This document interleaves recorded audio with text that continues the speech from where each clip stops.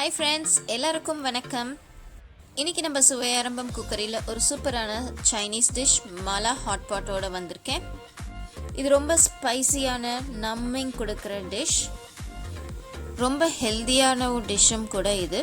ஏன்னா நம்மளுக்கு தேவையான வெஜிடபிள்ஸ் எல்லாமே ஆட் பண்ணிக்கலாம்.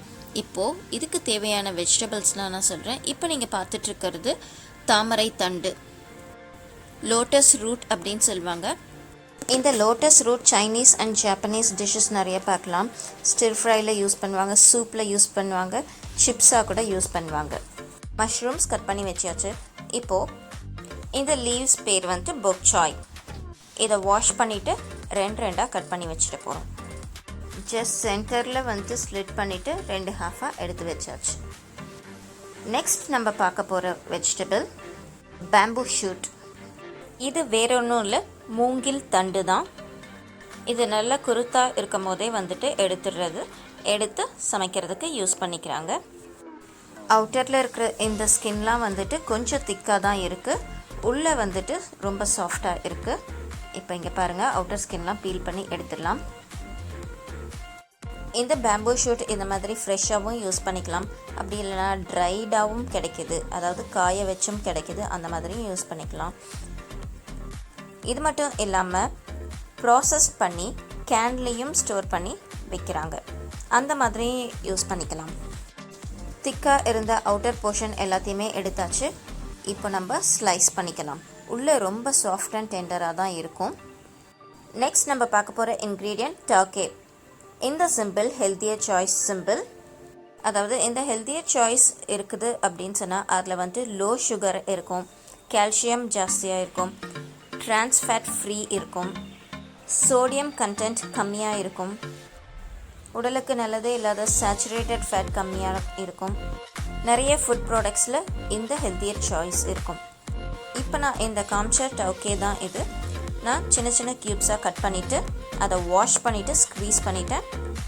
தேவையான அளவு உப்பு, மிளகாய் தூள் போட்டு ஃப்ரை பண்ணுறேன், கிறிஸ்பி ஆகிற வரைக்கும். இது வேற ஒன்றும் இல்லை, ஏற்கனவே நம்ம பார்த்த டோஃபு ரெசிபி தான், லிங்க் மேலே கொடுக்குறேன். அடுத்து மெயின் இன்க்ரீடியண்ட் என்னென்னா அந்த ஸ்பைசினஸ் கொடுக்குற அந்த பேஸ் சாஸ் தான் இது. ரெடிமேடாக ஷாப்ஸில் கிடைக்கிது. ரெடிமேட் சாஸ் பேக் தான் வாங்கியிருக்கேன். நெக்ஸ்ட் டைம் நான் ட்ரை பண்ணும் போது அதையும் ஒரு காணொலி எடுத்து நான் ஷேர் பண்ணுறேன் ஃப்ரெண்ட்ஸ். இப்போது இந்த சாஸ் வச்சு எப்படி பண்ணுறதுன்னு பார்க்கலாம். வெஜிடபிள்ஸ் எல்லாம் கட் பண்ணியாச்சு. இப்போ நான் மஷ்ரூம்ஸ் ஆட் பண்ணியிருக்கேன், பொட்டேட்டோ, கேரட், அப்புறம் அந்த தாமரை தண்டு, ப்ரக்கோலி, இது எல்லாமே தண்ணி கொதிக்க விட்டு இதை ஆட் பண்ணிடணும். பேம்பூ ஷூட்டையும் ஃபைனலாக ஆட் பண்ணியாச்சு. இந்த ஹாட் பாட் சாஸில் வெஜிடபிள்ஸ் போட்டு ஜஸ்ட் ஸ்டிர் ஃப்ரை தான் பண்ண போகிறோம். அதனால் நம்ம இதில் ஹாஃப் குக் பண்ணி எடுத்துக்கணும். சீக்கிரம் குக் ஆகியிருக்க வெஜிடபிளை வெளியே எடுத்துடலாம். அந்த ஆர்டரில் 1 by 1 எல்லா வெஜிடபிள்ஸையும் வெளியே எடுத்துடலாம். இப்போது இங்கே இருக்க வெஜிடபிள்ஸ் சுத்தமாக பிளான்ச் பண்ணலை, அப்படியே வச்சுருக்கேன். ஸ்ட்ரெயிட்டாக நம்ம சாஸில் போட்டு மிக்ஸ் பண்ணி எடுத்துக்கலாம். கார்லிக் வச்சுருக்கேன், இனோக்கி மஷ்ரூம், கேபேஜ் அண்ட் கேப்சிகம். இதுதான் அந்த சாஸ். இந்த பேஸ் சாஸ் செய்கிறது ரொம்ப ரொம்ப ஈஸி. நான் நெக்ஸ்ட் டைம் வந்துட்டு வீட்டில் ப்ரிப்பேர் பண்ணுற அந்த பேஸ் சாஸ் கண்டிப்பாக உங்களோட ஷேர் பண்ணுறேன் ஃப்ரெண்ட்ஸ். இப்போது அந்த பேக் ஃபுல்லாக எம்டி பண்ணி ஒக்க ட்ரான்ஸ்ஃபர் பண்ணிட்டேன். இப்போ இந்த பேஸ் சாஸ் கொஞ்சம் நல்லா சூடாகட்டும், எண்ணெயெல்லாம் நல்லா காயட்டும். இது காயும் போது, அதாவது நல்லா வந்துட்டு சூடாகி வரும்போது நல்ல ஒரு ஃப்ளேவர் கிடைக்கும். இப்போது இதில் ஒரு 5 காஞ்ச மிளகாய் எடுத்திருக்கேன், அதை 2ஆக உடைச்சி போட்டிருக்கேன். அது மட்டும் இல்லாமல் ஒரு 5லேருந்து 6 வரைக்கும் பூண்டு எடுத்து அதை 2ஆக கட் பண்ணி போட்டிருக்கேன். கார்லிக் ஆட் பண்ணி வதக்கி எடுத்துடலாம். நல்லா ஸ்டிர் பண்ணிக்கலாம். அடுத்தது பிளான்ச் பண்ணாமல் வச்சுருக்கோம்ல ஒரு சில வெஜிடபிள்ஸ் கட் பண்ணி அதை 1 by 1 ஆட் பண்ண போகிறோம். கேபேஜ் கொஞ்சம் பெருசாக தான் கட் பண்ணியிருக்கேன், ரொம்ப பொடியெல்லாம் கட் பண்ண வேணாம், ஏன்னா கேபேஜ் ரொம்ப சீக்கிரம் வெந்துடும், மேஷ் ஆன மாதிரி ஆகிடும். போட்டு கொஞ்சம் நல்லா மிக்ஸ் பண்ணி எடுத்த உடனே அடுத்தது கேப்சிகம் ஆட் பண்ணுறேன். இப்போது ஆட் பண்ணுற எல்லா வெஜிடபிள்ஸுமே வந்து சீக்கிரமாக குக் ஆகிடும். அதனால தான் நம்ம பிளான்ச் பண்ணாமல் வச்சுருக்கிறோம். மற்ற வெஜிடபிள்ஸ்லாம் கொஞ்சம் டைம் எடுக்கும்ன்றதுனால ஹாஃப் குக் பண்ணி எடுத்து வச்சுருக்கோம். செகண்ட்ஸ் அளவுக்கு தான் போட்டு ஸ்டிர் பண்ணணும். ஒரு வெஜிடபிள் போட்ட உடனே ஒரு 15 to 20 செகண்ட்ஸ் அவ்வளவுதான். அடுத்தடுத்த வெஜிடபிள் ஆட் பண்ணிக்கிட்டே இருக்கணும். நெக்ஸ்ட் இந்த இனோக்கி மஷ்ரூம் ஆட் பண்ணிடுறேன்.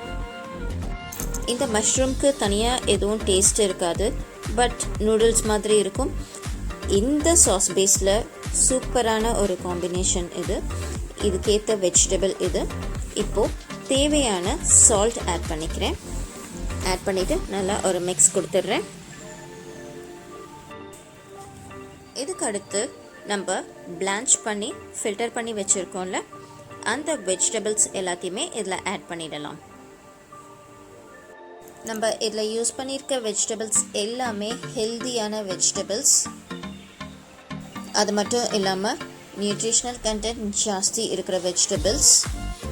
எல்லா வெஜிடபிள்ஸ் ஆட் பண்ணிவிட்டு ஒரு மிக்ஸ் கொடுத்துட்டு மேலே கடைசியாக போக்சாய் ஆட் பண்ண போகிறோம். போக்சாய் வந்துட்டு குக் ஆகிறதுக்கு ஜஸ்ட் 1 minute தான் எடுக்கும். ரொம்ப சீக்கிரமாக வந்துட்டு குக் ஆகிடும். இப்போ அதுவுமே குக் ஆகிடுச்சு. நெக்ஸ்ட் இன்க்ரீடியண்ட் நம்ம ஃப்ரை பண்ணி வச்சுருக்க டோஃபு. அதை இப்போது மேலே ஆட் பண்ணிட போகிறோம். டோஃபு ஆட் பண்ணதுக்கப்புறமா ஒரு மிக்ஸ் கொடுத்துட்டு ஸ்டவ் ஆஃப் பண்ணிடலாம். லாஸ்ட் அண்ட் ஃபைனலாக ஒரே ஒரு முக்கியமான இன்க்ரீடியண்ட் இருக்குது. எக்ஸ்ட்ரா டேஸ்ட் கொடுக்குற இன்க்ரீடியண்ட் அது லாஸ்ட்டாக சொல்கிறேன். இப்போ நம்ம இதை சர்விங் பவுலுக்கு ட்ரான்ஸ்ஃபர் பண்ணிடலாம். இதை ரைஸோட சர்வ் பண்ணலாம். அட்டகாசமாக இருக்கும். கண்டிப்பாக உங்களுக்கும் பிடிக்கும். இது கட் பண்ணுறதுக்கு மட்டும்தான் டைம் எடுக்கும். மற்றபடி குக்கிங் டைம் ரொம்ப ரொம்ப ரொம்ப கம்மி. டிஃப்ரெண்ட் டேஸ்ட் கொடுக்குற டிஃப்ரெண்ட் டைப்ஸ் ஆஃப் வெஜிடபிள்ஸ் இதில் ஆட் பண்ணியிருக்கோம். ஸோ இந்த டிஷ் பார்க்குறதுக்கே கலர்ஃபுல்லாகவும் ஹெல்த்தியாகவும் இருக்கும். இப்போ நான் செஞ்சுருக்கிறது ஸ்டிர் ஃப்ரை, அதாவது ட்ரையாக ஃப்ரை பண்ணியிருக்கேன். இதுவே வந்துட்டு சூப்பியாகவும் செய்யலாம். நெக்ஸ்ட் டைம் நான் சூப்பியாக தான் செஞ்சு உங்களுக்கு காமிக்க போகிறேன் ஃப்ரெண்ட்ஸ். இந்த ஸ்பைசியான ஹாட் பாட் ரெசிபி கண்டிப்பாக எல்லாருமே ட்ரை பண்ணுங்கள் ஃப்ரெண்ட்ஸ்.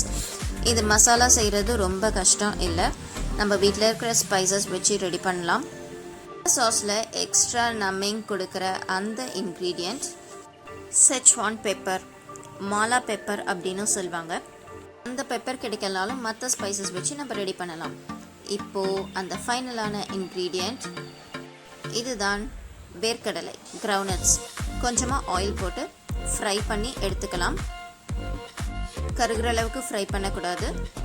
இப்போது எக்ஸ்ட்ரா ஸ்பைசினஸ்க்காக மேலே கொஞ்சம் ட்ரை சில்லியை கட் பண்ணி போட்டுட்டேன்.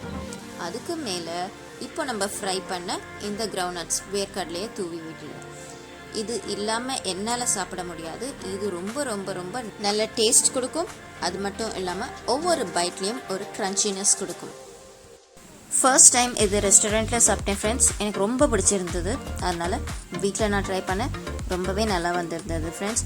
அதனால் உங்களோட ஷேர் பண்ணுறேன். அது மட்டும் இல்லாமல் கூடிய சீக்கிரமாக இதோட மசாலாவை இந்தியன் ஸ்டைலில் வீட்டில் எப்படி ரெடி பண்ணுறதுன்றது காமிக்கிறேன்.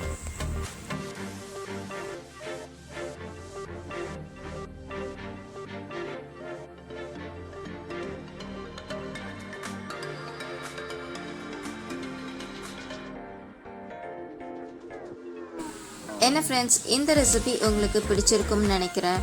பிடிச்சிருந்தாலும் பிடிக்கலனாலும் நீங்கள் என்ன ஃபீல் பண்ணுறீங்கன்றதை கீழே கமெண்ட்டில் எனக்கு சொல்லுங்கள். உங்கள் வீட்லேயும் சுவை ஆரம்பமாகட்டும்.